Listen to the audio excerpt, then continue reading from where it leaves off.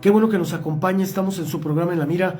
El día de hoy seguimos con temperaturas bajas y que no les sorprenda, estamos en pleno invierno, así que acostumbrémonos como mejor lo tenemos que hacer. Bueno, pues el día de hoy, miércoles de historia, como siempre con don José Luis Hernández Caudillo, tendremos temas muy interesantes, estaremos hablando pues de los expendios de petróleo y estaremos hablando de esos inviernos intensos que había en Ciudad Juárez y también tenemos en el tema histórico, tendremos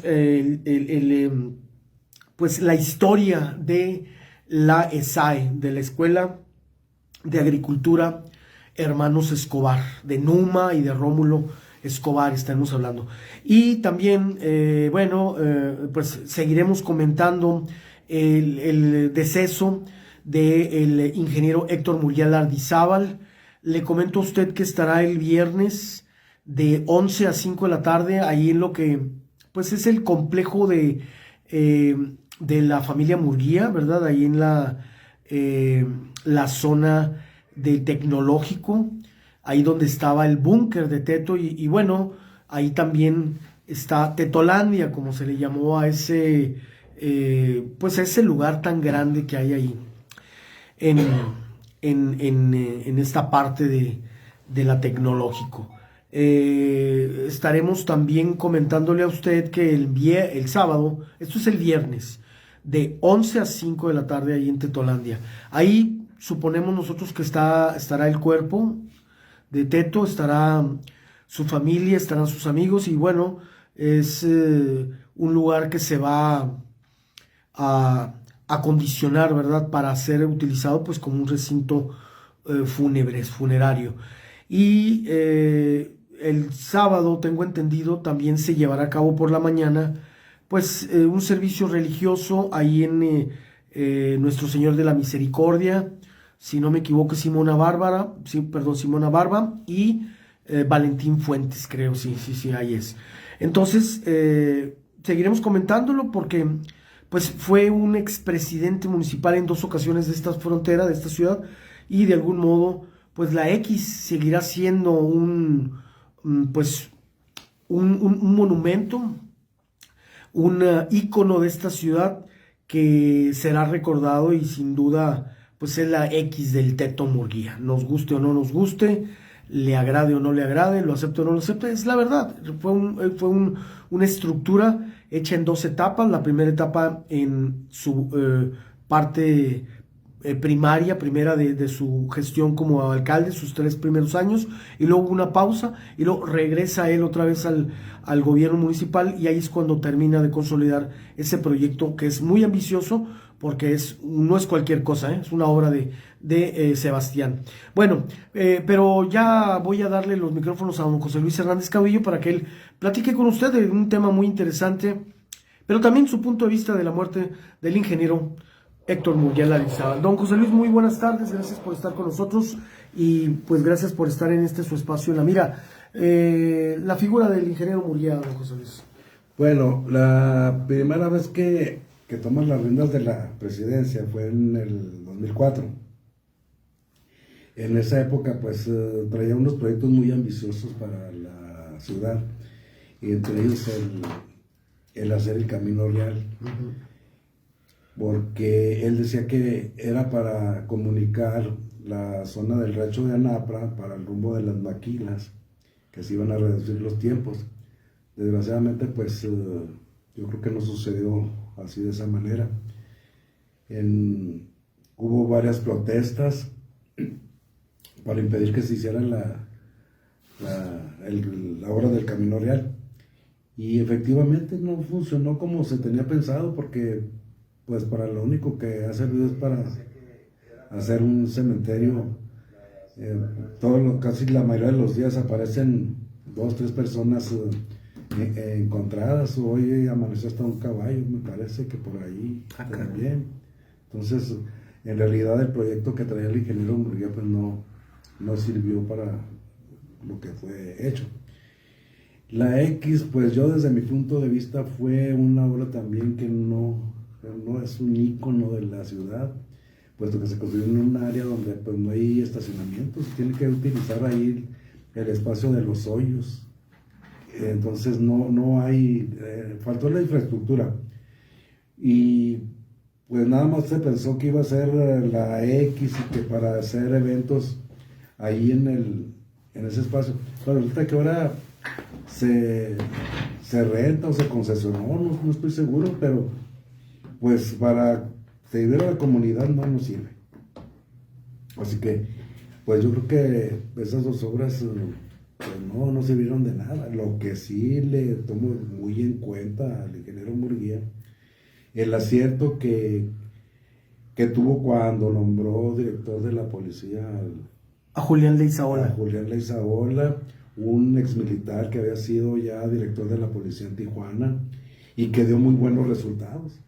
La prueba está que pues ya terminando el periodo pues lo balacearon allá por el rumbo de Guarefil y pues desgraciadamente Casi pierde la vida. sí, y lo único que logró fue que pues ahorita anda en silla de ruedas. Pero en varios estados de la República reclamaban su presencia para que se hiciera cargo de la policía. Y afortunadamente pues él se dedica a hacer campaña para, no sé si en Mexicali o en Tijuana, y anda por aquellos rumbos. Ojalá y el ingeniero Murguía hubiera vuelto a la presidencia y se lo hubiera traído otra vez, hubiera desempeñado un muy buen papel. Julián Leizaola. Don José Luis, el tema de hoy, bueno, los expendios de petróleo, ahorita con lo del frío que tenemos, ¿se acuerda usted de esos expendios que estaban por donde quiera y que estaban llenos de aserrín, ¿verdad? Los pisos llenos de aserrín. Sí, pues para absorber el que se derramaba ahí en los tambos, aquellos que despachaban. Lo que pasa es que la época del petróleo fue en la época que hizo más frío aquí en la ciudad, aquellas nevadas intensas, aquella nieve seca. Y entonces no había manera, muchos hogares no tenían el gas natural, no tenían el gas de tanque, el LP. Entonces la mayoría de la gente prendía sus estufas de leña y prendía sus estufas de petróleo, los calentones aquellos de bombilla de petróleo. Y entonces era muy difícil, a mí me tocó ir a conseguir el petróleo ahí en la Melchor Ocampo, a mí me tocó ir ahí por la calle Saltillo. Luego cuando no había por ahí nos íbamos hasta allá pasando la 28 y había otro acá por el rumbo de la Molinera, acá por la calle M. Entonces era muy difícil andar consiguiendo el petróleo, la leña, el aserrín. Pero por la intensidad del frío que hacía en aquellos años, había temperaturas bajo cero, que en una ocasión se reventaron los vidrios de las casas por lo intenso de las heladas. Y donde quiera en las colonias había expendios de petróleo. Es que todas las casas se utilizaban para el calentón y para cocinar. Para cocinar, pero había un aparato que era fabuloso, don José Luis, esos calentones de bombilla que servían para calentar muy rico, muy peligrosos también, pero arriba las mamás de casa calentaban el guisado, hacían tortillas o ponían hasta cáscaras de naranja para que tuviera un olor muy rico. Para aromatizar el ambiente ahí de donde estaba el calentón.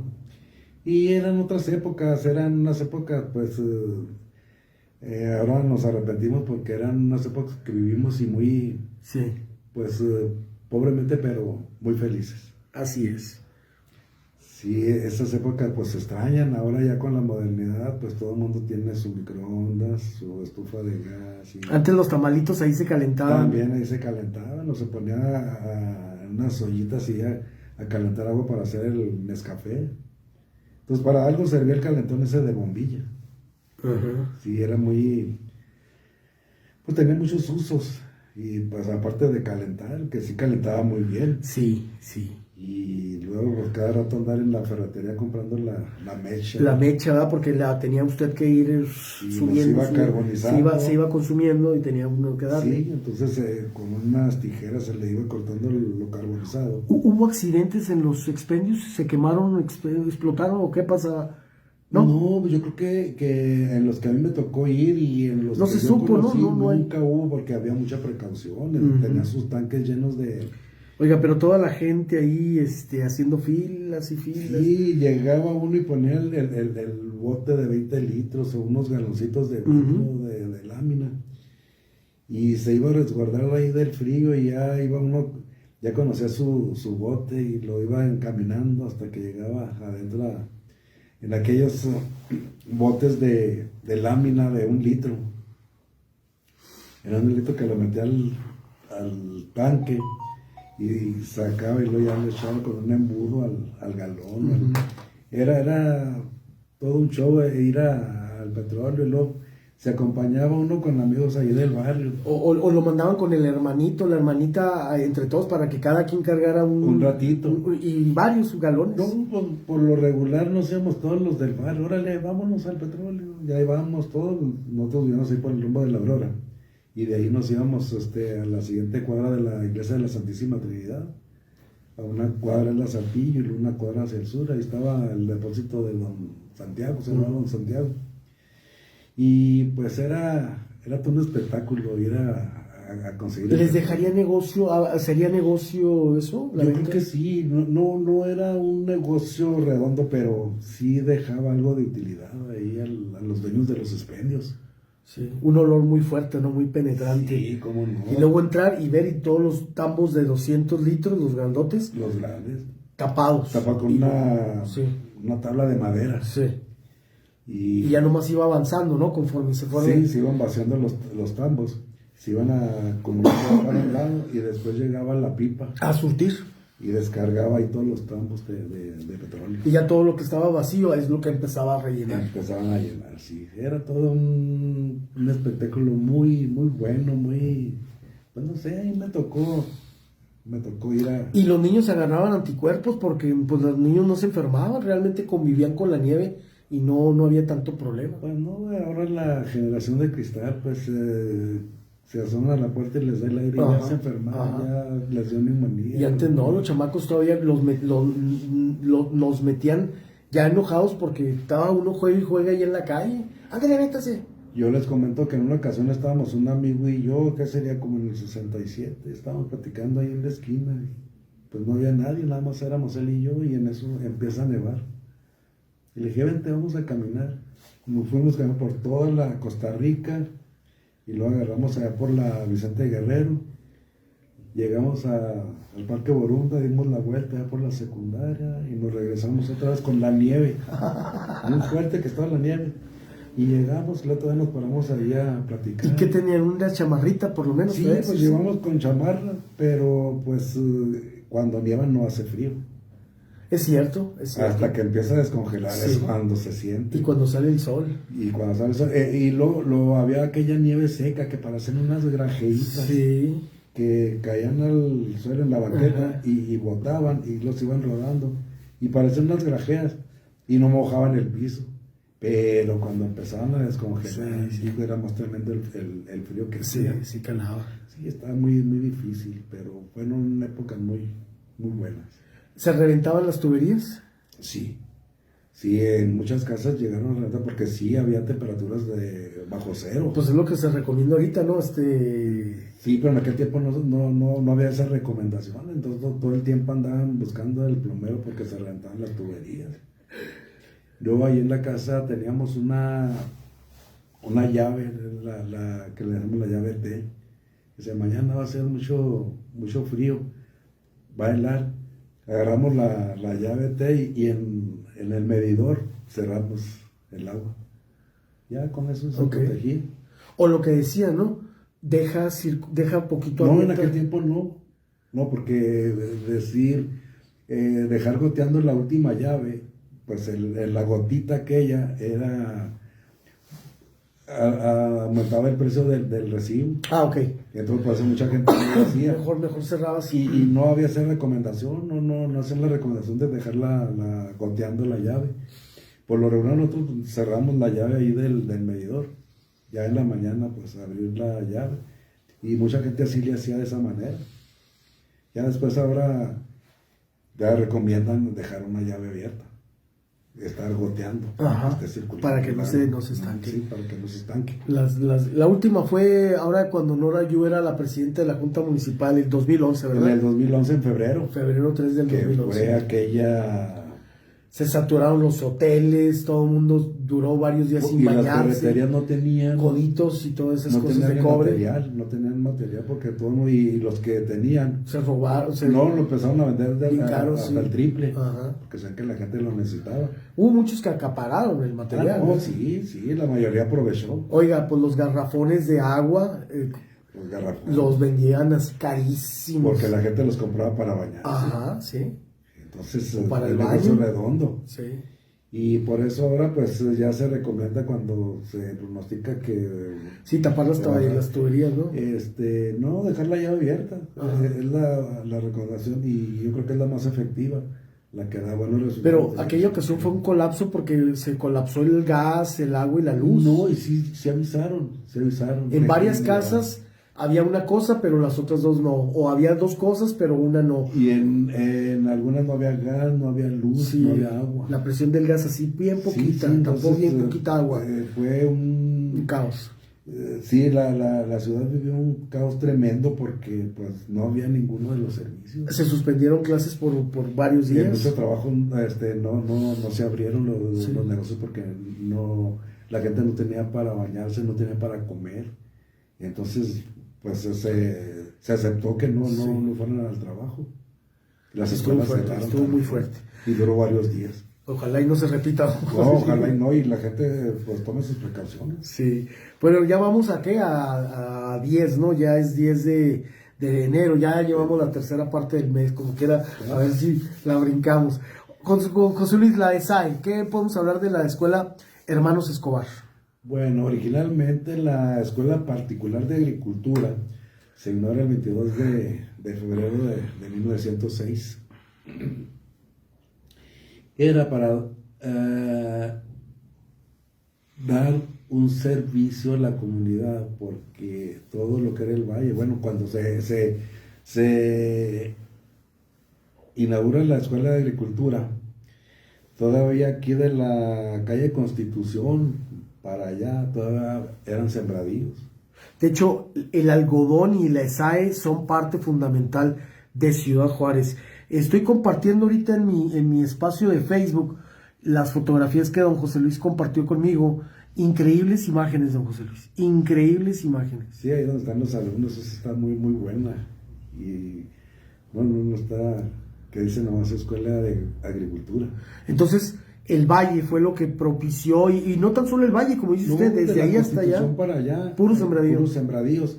Entonces, viene a dar un servicio a la comunidad porque era una zona agrícola principalmente. Uh-huh. Y fue tanta la fama de la Escuela de Agricultura que venían de varias partes del mundo a que los estudiantes se preocuparan por adquirir conocimientos para irse a sus países de origen, y todo el conocimiento que adquirían aquí en la Escuela de Agricultura les sirviera. Pues la fama venían del sur de la República, venían del sur a inscribirse a la Escuela de Agricultura. Porque era muy buena escuela. Sí, tenía fama a nivel mundial, la excelencia académica era en la Escuela de Agricultura estuvo el profesor Girafales. Así es. Y varias personas estuvieron ahí recibiendo clases en la escuela particular, que cuando fue particular fue cuando tuvo esa fama. Ok, ya cuando fue de gobierno ya no. Ya cuando hubo un movimiento por ahí en 1967, un traslado de que ya un grupo de estudiantes querían que el gobierno subsidiara la educación. Uh-huh. Y entonces ya dijeron los hermanos Escobar, pues ahí está la escuela, hagan lo que quieran. Fue cuando ya se nombró Escuela Superior de Agricultura Hermanos Escobar. Pero ahí ya perdió toda la esencia que tenía cuando se inauguró la escuela. O sea, durante 60 años estuvo... 60 años estuvo con esa excelencia académica que reconocida a nivel mundial. Precisamente en una de las prácticas que hacen los alumnos allá para el Valle de Juárez, van y les dicen a los campesinos, les dicen, señores, miren, esta tierra es muy buena, puesto que está regada cuando se desborda el río. Estas tierras pues traen todos los nutrientes que necesita la tierra, es muy buena. Pero si quieren seguir que sea productiva esta tierra, tienen que variarle el cultivo, un ciclo sembrar algodón, otro ciclo sembrar otra cosa. Y así la van a mantener durante varios años. No, les dijeron a los estudiantes, miren señores, aquí apenas andamos sembrando el algodón y vienen y nos dicen, ¿cómo cuánto calculas que vas a cosechar? Pues como tantas pacas. Bueno, aquí está el dinero para que me lo vendas a mí. Dice, ya nos lo tenemos vendido cuando estamos sembrando. Dice, así que pues olvídese que vamos a sembrar otra cosa en otro ciclo. Bueno, pues es decisión de ustedes. Y fue lo que sucedió. Se erosionó que las tierras ya se hicieron improductivas. Entonces, a mí me tocó todavía ir y ver ahí algunas matitas con el capullito ahí que no se desarrolló muy bien. Y apenas se alcanza a ver la motita del algodón.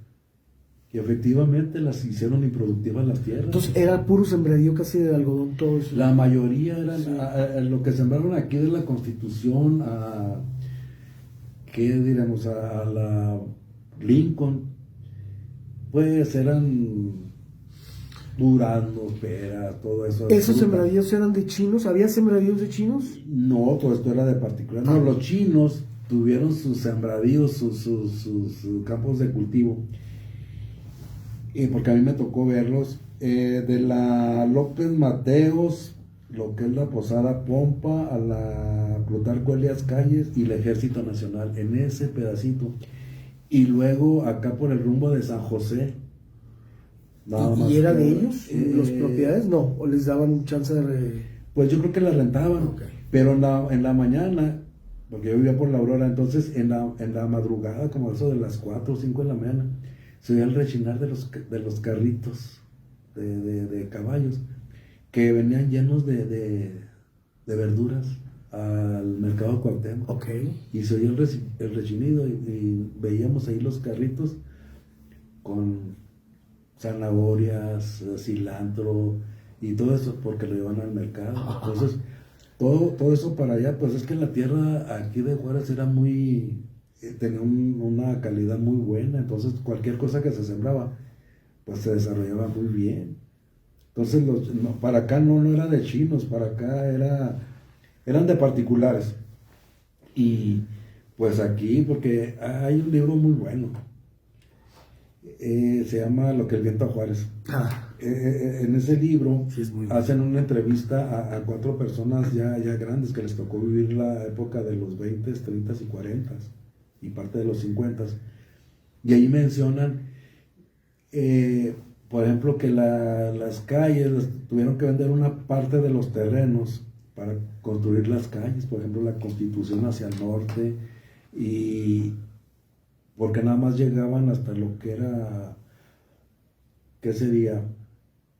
Poquito más acá de la 16. Entonces, todo eso, empezaron a vender los terrenos para hacer la continuación de las calles hasta el Malecón.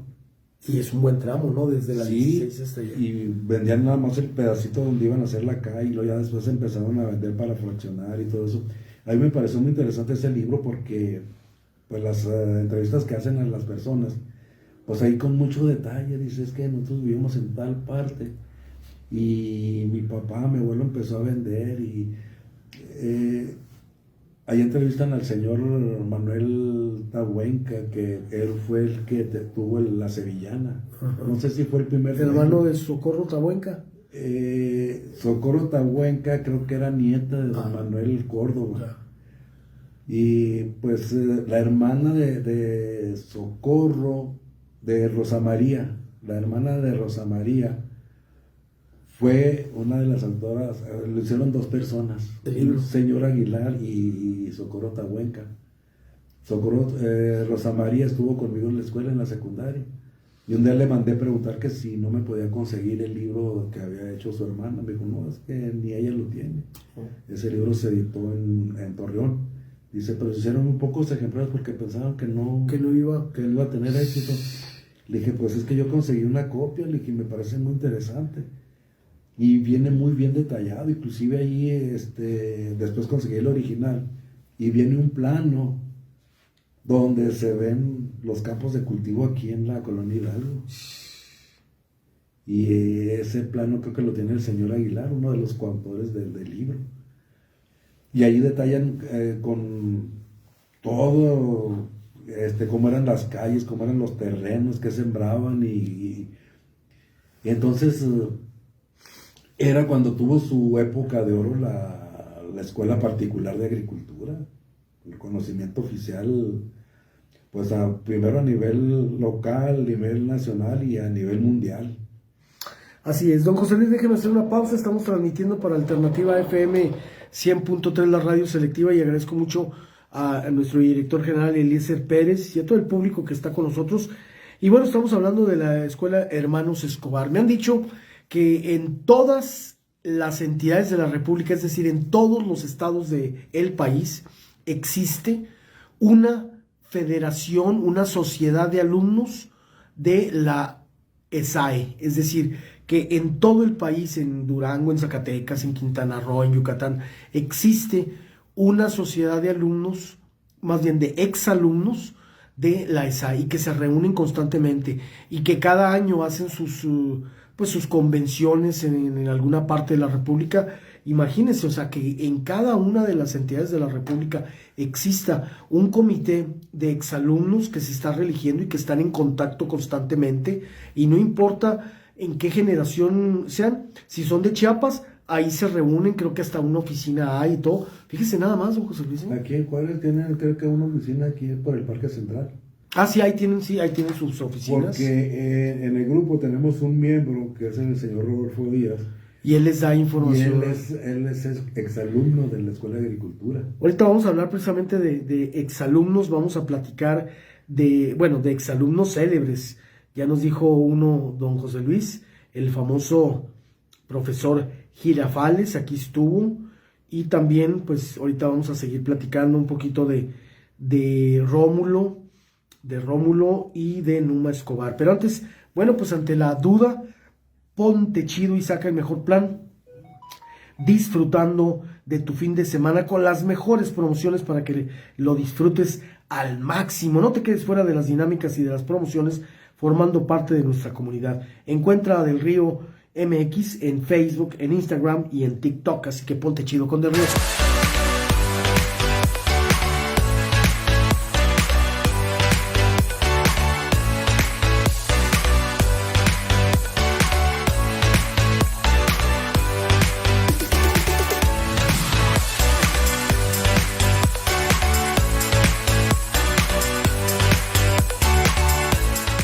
Para este año nuevo, cae el Del Río.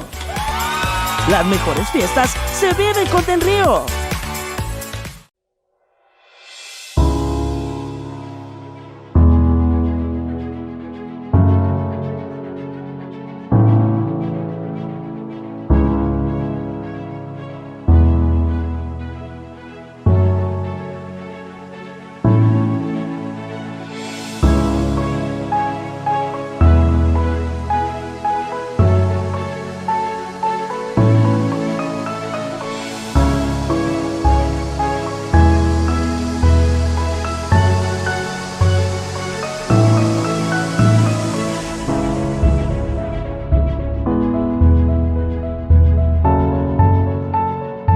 Señores, gracias a la Universidad Autónoma de Ciudad Juárez y gracias también a nuestros amigos de Alternativa FM 100.3, la radio selectiva. Nosotros seguimos platicando aquí en La Mira con don José Luis acerca de esto que es una institución muy importante en la historia de Ciudad Juárez, como lo es la ESAE, la Escuela de Agricultura. Ahorita le voy a preguntar a don José Luis por qué les decían los cebolleros, y luego qué pasó con ese conflicto con el gobernador Barrio, qué pasó cuando la desaparición, y bueno, qué ha pasado con el inmueble, con las ruinas de lo que era la ESAE.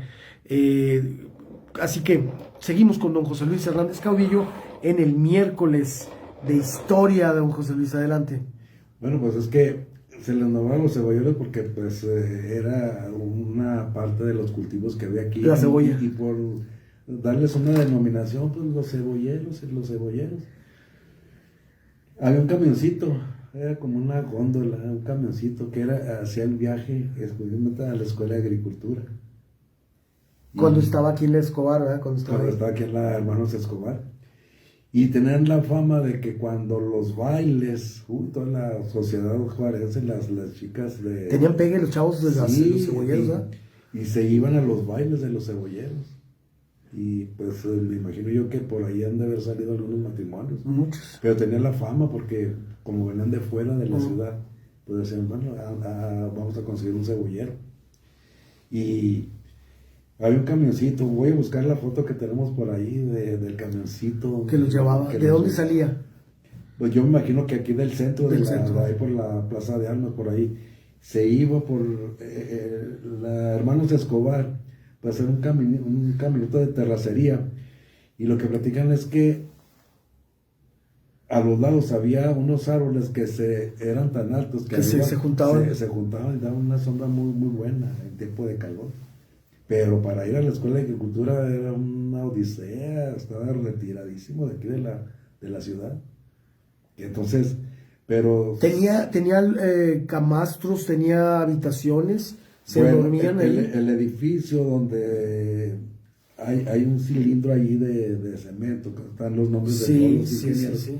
Y enfrente de la escuela, después fue el Hotel Calinda. Ah, sí. Ahí eran los dormitorios de la escuela. Porque me imagino que si venían de fuera, pues ahí se quedaban, Ahí ¿no? se quedaban. Pues yo creo que pagaban una cuota extra para que el dormitorio y la cocina, la lavandería y todo eso. Ahí fue. Entonces, ahí me tocó participar en el 67, cuando cambia el movimiento estudiantil para cambiarle de nombre de Escuela Particular de Agricultura a Escuela Superior de Agricultura Hermanos Escobar. En el 67 me tocó participar en el movimiento. Y precisamente ahí donde eran los dormitorios, un día hubo una reunión y pasamos a un salón muy grande por atrás. Estuvimos toda la tarde, terminó la reunión como aquello de la 1 o 2 de la mañana. Y a esas horas nos fuimos caminando desde la Escuela de Agricultura hasta la...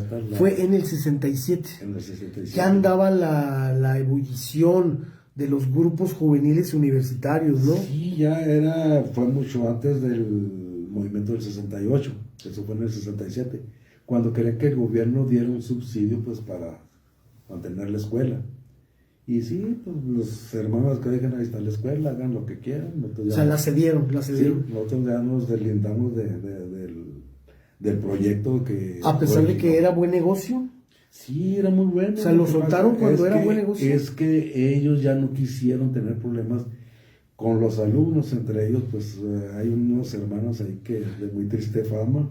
Sí, los Reyes Castro. Que en el 67 ya el gobierno les da el subsidio, ¿sí?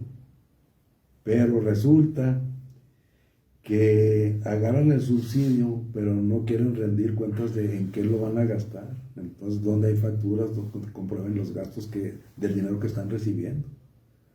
Entonces, en ese tiempo, pues como no quieren ceder a las exigencias del gobierno, que nos rindan cuentas cuánto se ha gastado, en qué. No, es que nosotros no tenemos por qué estar rindiendo cuentas. La autonomía. Exactamente, pues ¿sabe qué? Pues vamos a hacer, es lo que mucha gente no entiende. Ahora ya no, ahora creo que después hicieron una escuela, una como sucursal ahí por el Barreal, y luego después hicieron otra escuela por la calle Libertad, a rescatar y hacer una réplica de la fachada de la escuela de Hermanos Escobar. Inclusive el ingeniero Javier Meléndez, egresado de la Escuela de Agricultura, nos invitó y fuimos a Samalayuca, y ahí atrás de donde está la biblioteca, dijo, les puedo ceder este espacio, dice, para que aquí hagan la fachada de la Escuela de Agricultura, y traemos un proyecto muy interesante.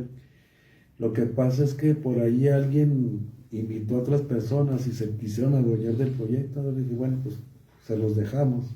y que ellos le den continuidad. Y ya no le dieron. Y ya no, ahí lo dejaron, ya no, ni le dieron continuidad, ni nos buscaron para decir qué es lo que sigue, y mejor ya lo abandonamos. Ni cacha ni picha. No, incluso el ingeniero Meléndez dijo, ya conseguí yo una persona que vamos a tomar las medidas de los adobes, dijo, para que los haga. Y en base a las fotos que tenemos de la fachada, dice, pues se puede hacer la reconstrucción, y nada más que se haga la fachada. ¿Qué es lo que estoy viendo en la fachada? Sí. Y entonces, pues no, ya lo dejamos ahí, a ver qué hacen los que... Ay, pues qué lástima. arrimaron. Qué lástima, don José Luis. ¿Algo más, don José Luis, que nos quiera compartir? Saludos al doctor Tomás Cuevas, que nos está sintonizando. Saludos hasta, pues un abrazo ahí. hasta Playa del Carmen con José Taco Bernal, a Uriel Márquez, a María Dolores Mariscal, a mi querido Catarino Núñez y a Erika de la Vega desde Guadalajara nos están escuchando. Ah, qué bien, qué bueno que se interesan por conocer parte de la historia de Juárez, que Juárez tiene una historia muy interesante, y pues esas personas yo creo que se interesan en conocerla. ¿No? Así es. Sí, qué bueno, y muchas gracias por estar al pendiente. Don José Luis, saludos también a Daigoro Ahumada, y nos preguntan que cuándo va a haber pláticas con Barbarita o en el Tinta, no sé dónde va.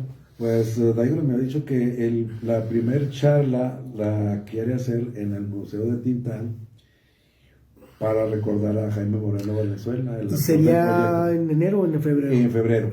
Nos vamos a reunir el 27 de este mes, porque ya vamos a tener el proyecto ya listo. O sea, ahí lo vamos a afinar el 27 de este. Ya entonces, teniendo el proyecto de todas las charlas del año, empezamos en febrero. Entonces la primera va a ser acá en el Museo de Tintán, y ya las demás van a ser acá con Barbarita. El primero para arrancar allá. Sí, el primero porque Jaime Moreno, Ahí arrancó. que él le tenía mucho amor al Museo de Tintán, sí. entonces por eso lo queremos hacer ahí. Y las demás pues ya las vamos a hacer acá, entonces ahorita estamos afinando los detalles para acomodar las fechas y buscar las personas que quieran interesarse en dar una charla con algo de la historia de Juárez. Okay. Yo le digo a Daigoro, pues hay que buscar, por ejemplo, me pareció muy interesante una charla que dio el señor Guerrero, el dueño de una vidriera que estaba por los Insurgentes, el Vidrio Guerrero. Todo el mundo ahí, el Barrial y la Melchor Campo, sí. Un vidrio, un espejo, íbamos ahí al Vidrio Guerrero. Y buscando las personas que quieran participar. La ideal, ¿no? Otra vez. Pues la ideal del licenciado Burciaga. Agradecer con un libro que está próximo a sacar, pues que lo presente, y ir buscando personas del camión, iba por este rumbo, iba por aquel. O fui cantinero en tal cantina, ¿no? Quiero ver si localizo a Don Chuy, que fue el último de los viejos cantineros en activo, que ahora que cerraron el Club 15, ya no trabajó. Él era el último de los viejos cantineros. Wow. Cuando hicimos aquel recorrido por la Juárez, está Karen y Beth, Saúl. Y llegamos y les dije, miren, fíjense cómo nos va a atender Don Chuy. Y así como les dije, así nos atendió. Dijo, oye, tiene razón. Le dije, es que es el último cantinero de la vieja escuela. Y entonces, quiero ver si lo localizo para que él nos platique sus experiencias de cómo empezó a trabajar, dónde y cómo. Va a estar muy bien. Y la enseñanza que tuvo en la escuela, donde les dieron la preparación. Bien, don José Luis, pues muchas gracias. Hasta el próximo miércoles de historia con don José Luis Hernández Caudillo, director y presidente de la Comisión de Estudios Históricos, y también uno de los editores de del Juárez de ayer. Bien, señores, muchas gracias también a Del Río, pues ponte chido, como nos dijeron, ponte chido.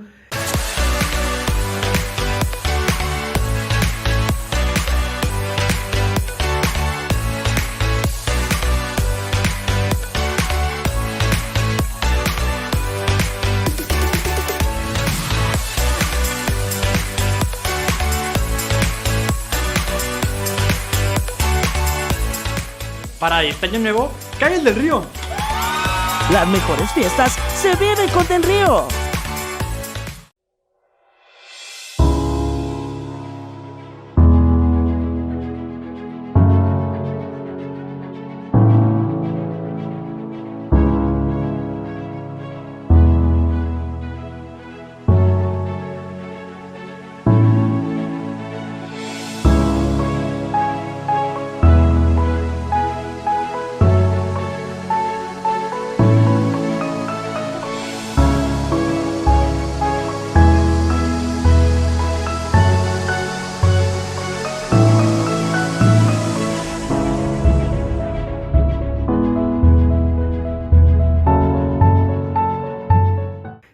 también gracias a nuestros amigos de la Universidad Autónoma de Ciudad Juárez. Pásela bien, buenas tardes, cuídense mucho, buenas y buen provecho.